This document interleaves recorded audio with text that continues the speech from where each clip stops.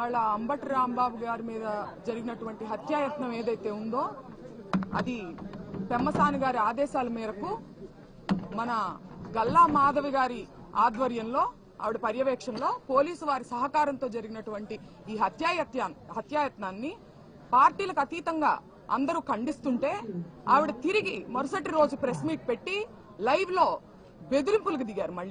నేను మళ్ళీ వస్తాను, మీ ఇంటికి పరామర్శకి వచ్చే వాళ్ళు ఆస్తులు అమ్ముకోవాలి అని ఆవిడ లైవ్ లో కూర్చుని మా కుటుంబ సభ్యుల్ని ఆవిడ హెచ్చరిస్తున్నారు. దీన్ని ఎలా చూడాలో నాకు అర్థం కావట్లా.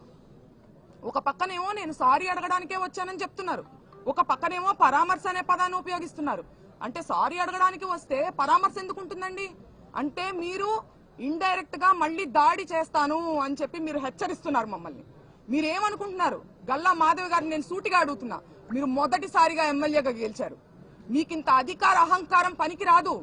మీరు వ్యవస్థల కన్నా పవర్ఫుల్ అనుకుంటున్నారా? న్యాయ వ్యవస్థ కన్నా, పోలీసు వ్యవస్థ కన్నా మీరు పవర్ఫుల్ అనుకుంటున్నారా? మీరు శాసనసభ్యులు కావచ్చు, సీఎం కావచ్చు, మినిస్టర్ కావచ్చు, వ్యవస్థలకు లోబడి పనిచేయాలనే ఇంకితం మీకు లేదా అని నేను ఈ సందర్భంగా నేను ప్రశ్నిస్తున్నాను ఆవిడని. అలాగే పెమ్మసాని గారు, ఆయన చాలా చదువుకొని దేశ విదేశాలు తిరిగి ఆయన తిరిగి రాజకీయాల్లోకి వస్తున్నారు అంటే నిజంగా పార్టీలకు అతీతంగా ఒక ఎడ్యుకేటెడ్ పర్సన్ గా ఆయన ఏదో ఇక్కడ ఉన్నటువంటి బురద రాజకీయాల్ని ప్రక్షాళన చేస్తారని నేను అనుకుంటే, జనం కూడా అనుకుంటే ఆయన ఇక్కడ ఉన్నటువంటి బురద రాజకీయాలను ఇంకా భ్రష్టు పట్టించే విధంగా ఆయన ఆలోచన విధానం ఉండడం చాలా దురదృష్టంగా నేను భావిస్తున్నాను. అలాగే ఆఫీసుకి ఇంటికి నిప్పు పెడతారా? ఆఫీస్కి ఇంటికి నిప్పు పెట్టారు, పక్కనున్న ఇళ్లకి ఆ నిప్పు అంటుకుంటే మొత్తం పక్కనిళ్లలో ఉన్నటువంటి సామాన్య ప్రజానికం వాళ్ళకి ఇబ్బంది కలుగుతుందనే విచక్షణ మీరు కోల్పోయారా? కక్షతో మీ కళ్ళు మూసుకుపోయినాయా అని నేను ప్రశ్నిస్తున్నాను. ఇదే సందర్భంలో ఆవిడ నన్ను అడుగుతున్నారు, మీ పిల్లలకి ఏం మెసేజ్ ఇస్తున్నారు మీరు? మీ నాన్నగారు ఇలా మాట్లాడుతుంటే దీన్ని మేము ఊరుకుంటే మీరేం మెసేజ్ పంపిస్తున్నట్టు ముందు తరాలకే అని అంటున్నారు. నేను ఆవిడని సూటిగా అడుగుతున్నా, మీరేమి మెసేజ్ ఇస్తున్నారు మీ పిల్లలకి? న్యాయాన్ని మీ చేతిలోకి తీసుకోమని మీరు మెసేజ్ ఇస్తున్నారా? వ్యవస్థల్ని కంట్రోల్ చేయమని మీరు మెసేజ్ ఇస్తున్నారా? అవతలి వారు తప్పు చేస్తే అంతకు మించిన తప్పు మీరు చేయండి అని మీ పిల్లలకి మీరు మెసేజ్ ఇస్తున్నారా? నేను ఇవ్వట్లేదు.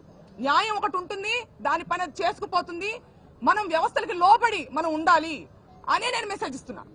ఏ చట్టం చెప్పిందమ్మా రాళ్లు కర్రలు తీసుకుని ఇంటి మీదకి వచ్చి సారీ అడగమని ఏ చట్టం చెప్పిందో ఆవిడ నాకు తెలియజేయాలి, నేను తెలుసుకుంటాను. అలాగే ఇవాళ రాంబాబు గారు రెడ్ బుక్ ని నేను కేర్ చేయను అని చెప్తున్నారు. అలాంటి మనిషి లా అండ్ ఆర్డర్ కి రెస్పెక్ట్ ఇచ్చి ఆయన వల్ల తప్పు జరిగినప్పుడు వచ్చి సారీ చెప్పారు. ఈ వ్యత్యాసాన్ని మీరు గమనించాలి. రెడ్ బుక్ అనేది ఒక కక్షపూరితమైన చర్య, ఒక డెమోక్రసీలో జరగాల్సినటువంటి ఒక పని కాదు. కాబట్టి ఆయన దాన్ని ఎదిరించి ధైర్యంగా నిలబడి, ఒక పక్కనేమో ఆయన వల్ల తప్పు జరిగినప్పుడు జెంటిల్మెన్ గా ఆయన వచ్చి సారీ చెప్పడం జరిగింది. అయినా కూడా దాడి చేశారు. కానీ నేను చెప్తున్నాను, ఇవాళ అంబటి రాంబాబు గారు 2000 మంది చుట్టుముట్టిన ఇంటిని లోపల కూర్చుని ఒక్కళ్లే రాళ్లు రువ్వుతున్నా, కత్తులు దూస్తున్నా, గుణపాలు గోడల్లో నుంచి దిగుతున్నా ధైర్యంగా కూర్చున్నారు. ఆ ధైర్యం ఎక్కడిది? వ్యవస్థ మీద ఉన్నటువంటి నమ్మకమే ఆయనకు ఆ ధైర్యం ఇచ్చిందని నేను నమ్ముతున్నాను.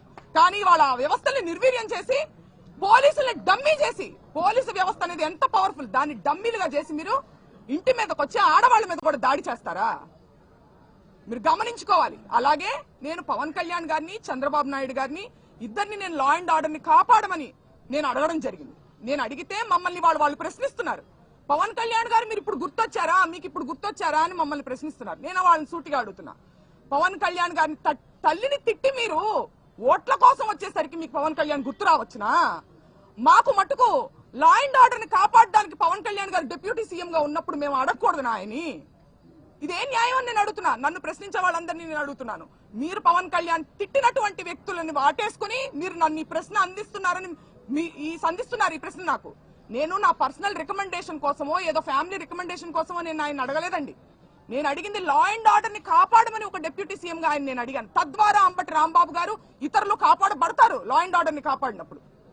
దీన్ని మీరు ఒకసారి మీరు ఆలోచించుకోవాలి. మీ మనస్సాక్షికి దీన్ని వదిలేస్తున్నాం. అలాగే ఈ సందర్భంగా మా కోసం ఈ కష్టకాలంలో మాకు సపోర్ట్ గా ఉండడం కోసం, మాకు ధైర్యాన్ని ఇవ్వడం కోసం తరలి వచ్చిన మా అన్నలకి, తమ్ముళ్ళకి, అందరికీ నేను ఎప్పటికీ రుణపడి ఉంటానని, మా కుటుంబం ఎప్పటికీ రుణపడి ఉంటుందని తెలియజేసుకుంటున్నాను. కృతజ్ఞతలు.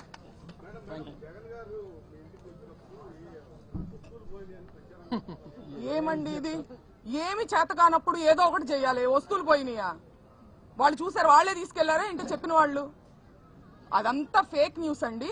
అది కేవలం ఏంటంటే దీన్ని ఏదో సైడ్ ట్రాక్ చేయాలి, ఇంకేదో రకంగా బురద చల్లాలి అని చెప్పి అలాంటివి చెప్తున్నారు. ఓకే, మీరు క్లియర్ చేస్తే తీసేయాలి.